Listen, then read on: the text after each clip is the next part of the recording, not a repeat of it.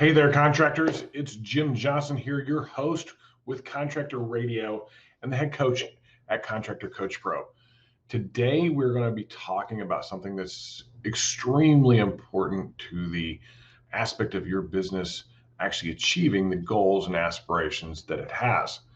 It's important to understand the difference between a vision and a mission, and how I think that out there in the world, those things are confused about what they are, and the words get mixed up a little bit. So we're going to talk about the difference between those two things and how they apply to your business and how you can get them to be understood by the people that work for you and with you in your company. But before we do, I want to talk to you a little bit about one of our sponsors. This sponsor is called Get the Referral, and Get the Referral has been one of those companies that we have come across that we just absolutely have to tell everybody about. It makes getting referrals easy. These guys do an amazing job with helping you guys not only get more referrals, but reward those referrals in an automated way, making it something that people want to do. They literally see money go in their bank account. It's pretty amazing to watch. It's pretty amazing to do. Get a demo with Get the Referral today. That's getthereferral.com. All right, guys, so we're here to talk about mission and vision, or vision and mission. Which order is it? Is it the chicken or the egg? Are they the same thing? And out there in traditional business, you will hear those terms used almost interchangeably. Vision statement, mission statement. And I think they're actually confused. I think that one is one thing and one is another thing. So let's start with vision. Vision is, from a company perspective, how you see yourself in the future. It doesn't have a date on it, but it is present tense. You're sitting here today, and at some point in the future, you will be this. And so when you write your vision statement, it's a picture or the story or an explanation, the climax maybe of your story. That is what you will become. This thing is usually about a page long. It's very clear, very succinct. It's not a bunch of crazy words like maximize and dominate and things like that. It is specific. It's who you're going to be. People struggle with putting these together. There's lots of training that's available out there on these things, but I want to clarify more of what they are than what you should write necessarily. And this vision is from a company perspective, like I said, who we're going to become. We want that thing to be something that is written down. It's a proven fact that you are 70% more likely to achieve that vision or climax of your story if you write it down and share it with somebody else. By writing it down, it makes it real. By sharing it with somebody else, it makes you accountable. Which accountability to our aspirations, our goals, and what we want to be, when you tell somebody that and they understand what it is, you're now accountable. Remember that thing you told me you were going to become? When is that going to happen? And we don't want to put a date to it, but we do want to realize that we're on a journey. We're on a journey to get there. And this is what that picture looks like at the end. And to enjoy that journey along the way, to see little pieces of it getting put in place. You might do it from the perspective of what it's like to be a part of your company. We will be is a great way to start. Our client is a great way to start. You're speaking in the present tense, that if at some point in the future somebody were to read it, they would go, yep, that's exactly who they are. You may not be that today. I would avoid putting monetary numbers in there as well. That shouldn't be the goal. The goal is what it will be like, this feel, this climax to the story. Will it be a place of growth and leadership? Will it be a place of competition? Will it be a place of betterment of my fellow human? Will it be a place where teams work together, they defend each other? Or will it be a place that's possibly about your customer, or maybe both? Will it be a home services company where the clients get an experience they've never had before, and then explain exactly what that experience is. What this vision is it's your purpose. It's why you're doing what you do. And there's been a lot of talk about our why and stuff like that. It's something that we should really think. Simon Sinek has a great book about it called Start With Why. I think it's a really good book that he put together about understanding the importance of why you're doing something. Because if your why is really clear and it's passionate and emotional, people that are aligned with you will want to be a part of it. They'll want to help you achieve it, which is what it's all about. We're trying to achieve this end goal, and great leaders tend to want people to hop on that bus with them and help them get there.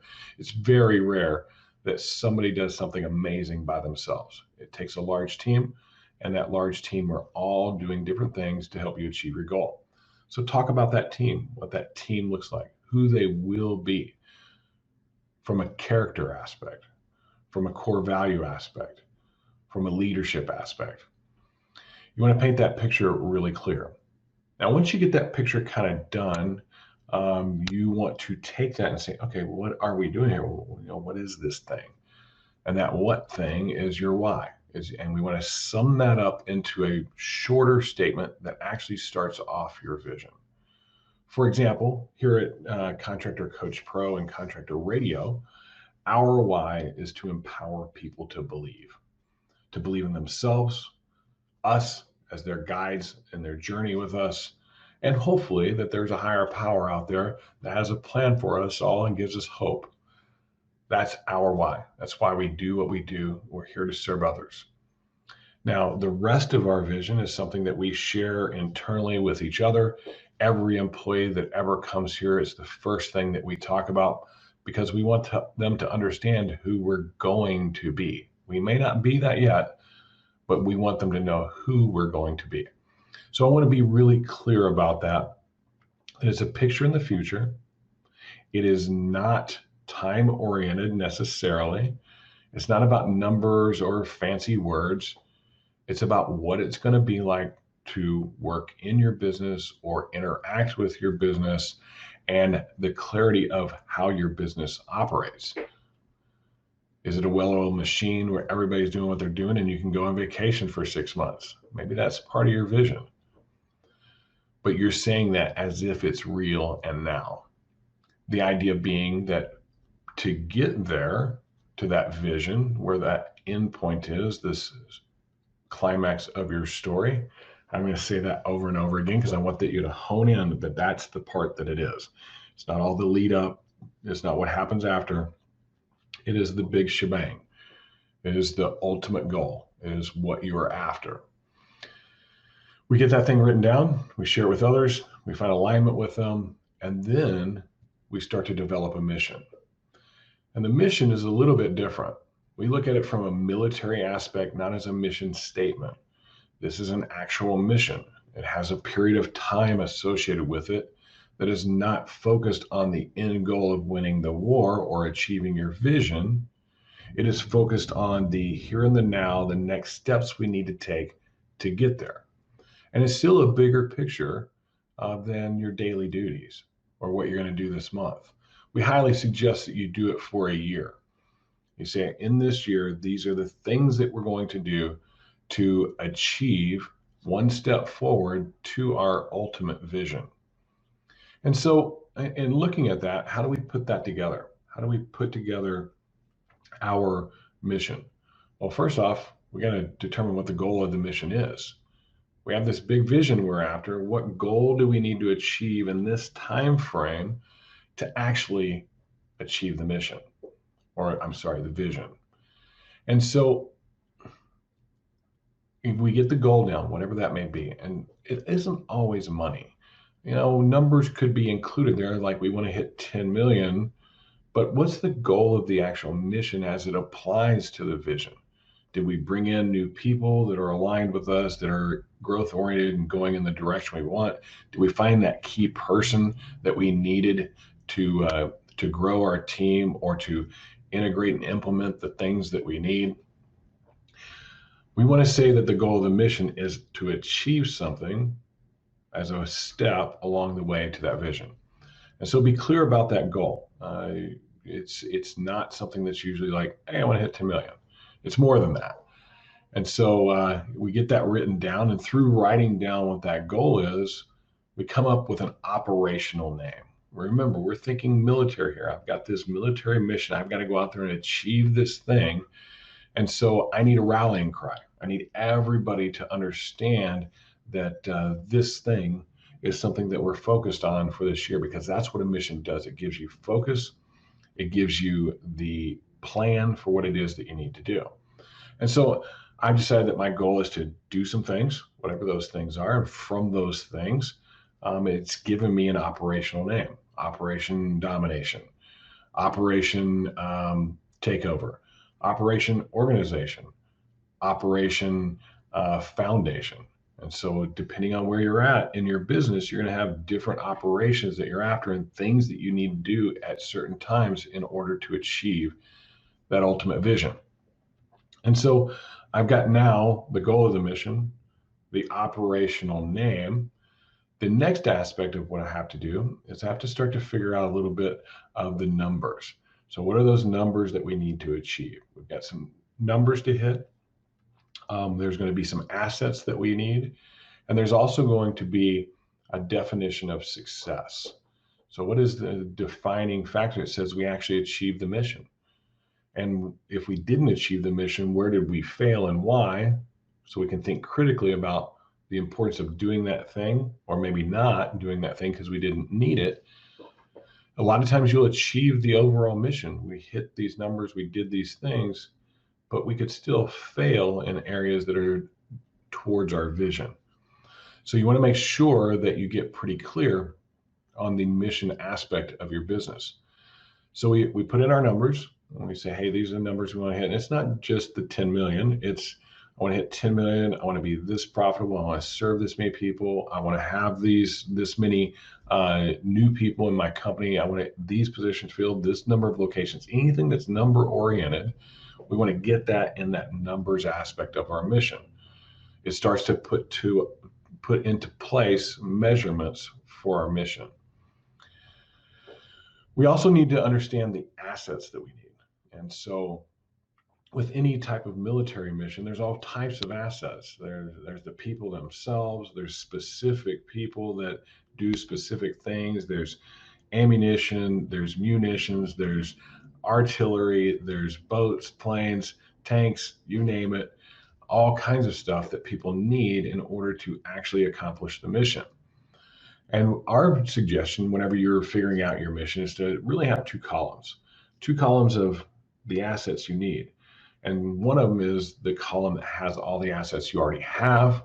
They're done, they're ready to go, those are in place. And then the ones I actually need to get in place to accomplish the mission, because we need all of those assets. We got things we already have, things that we're going to need.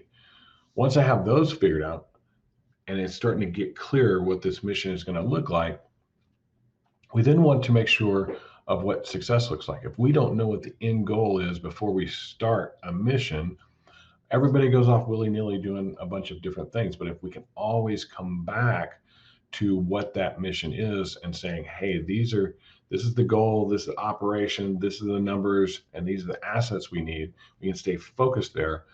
We have a purpose and we have a plan. And so we want to make sure what success looks like.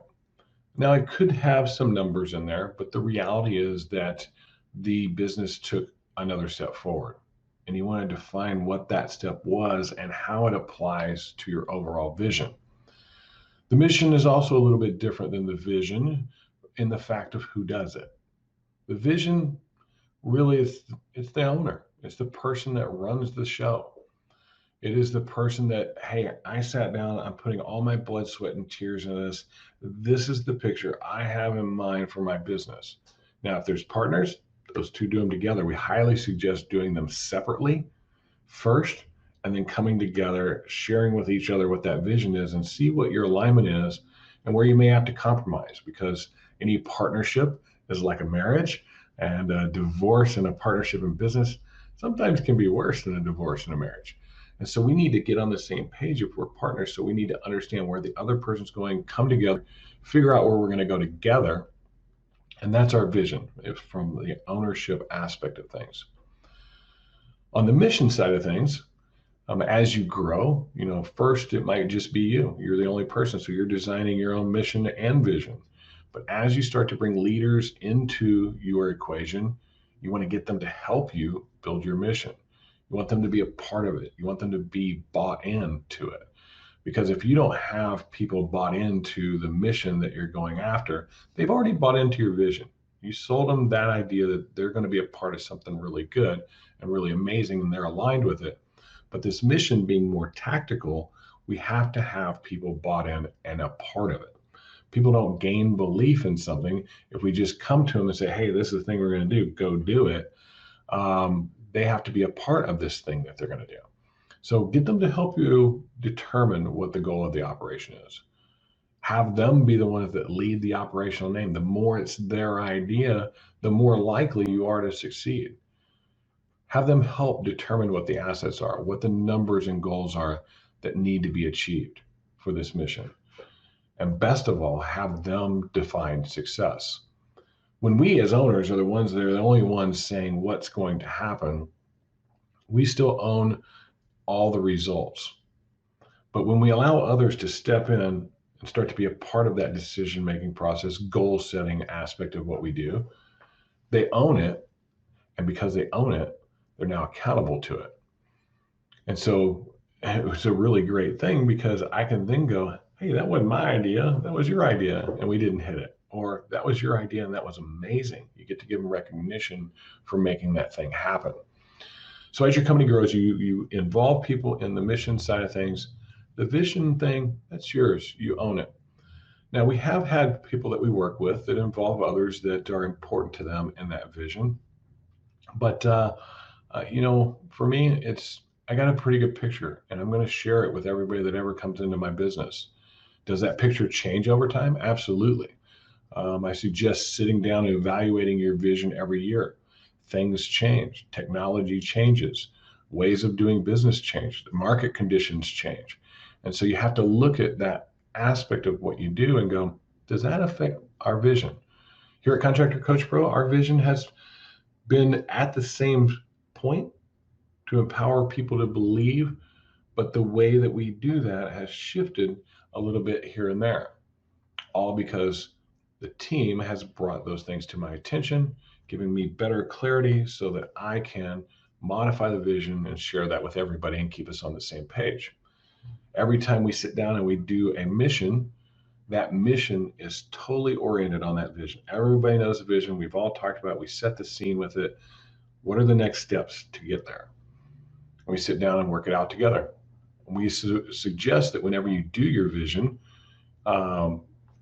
aspect of your business, get away from everything.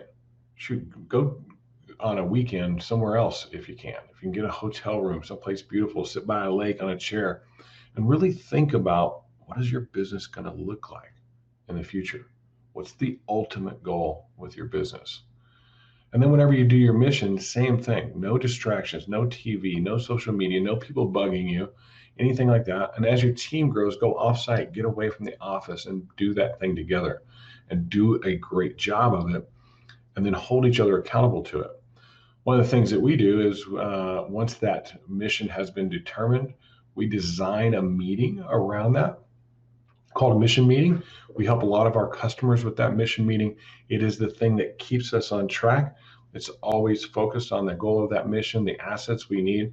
Every aspect of everything we do in our business is built around that mission, which is designed to help us achieve our vision. Every week we meet about it. Our leadership team does. Every week you should sit down and look at it and evaluate it. Figure out what the next task is that needs to be done in order to hit some of those milestones that are happening.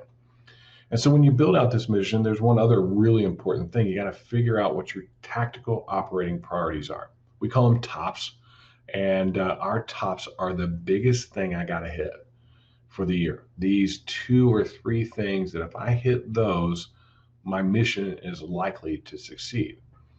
One of our goals this year was to start creating groups and doing some group coaching with people because we believe in the value of peer to peer review, and that there's value there to each person that's in a group. But we don't want to lose the personal interaction. That's one of the things, one of our secret sauce things that's part of our vision is that we want to be in relationship with our clients. So we couldn't have gigantic groups. All we could have were small groups. And if we do have a large group, those groups have to be able to go into breakouts and work together in a small fashion and work with us so that we get to know each other, so that we're in community with each other. We're connected. That's what we look for. And that's our thing. It's our mission. That's what we're on. And we've got one of those groups out. We have another one that was planned that's coming out. And we see those things coming to fruition. It was a lot of hard work, a lot of effort, a lot of battling back and forth and challenge with our leaders here to get those things done. And through all of that journey, I sit here today and I look at it and I go, wow, man, look what we did. That's pretty awesome. My team is amazing. These things are being done. And they got finished. And what got finished is awesome and well done. Sometimes we get in a big hurry to try and get things done fast, when if we do them better and proactively, we're a lot more likely to succeed. I'm the worst. I'm the visionary in the business. I always want everything to be done right now. I know what it looks like, go do it. And we'll just slap it together and put it out there. My team has helped me to realize that the better that we plan things out, the better that we put things together, the more likely they are to actually come to life and exist. And those things are happening. They're taking more time than I would like, but the end result is beyond what I imagined. That's what the goal of our vision and mission should be, is to create that type of dynamic in our business. So once again, mission, we've got our goal, we've got our operational name, we've got these 2 or 3 priorities that we're after. Like we want to create a training program.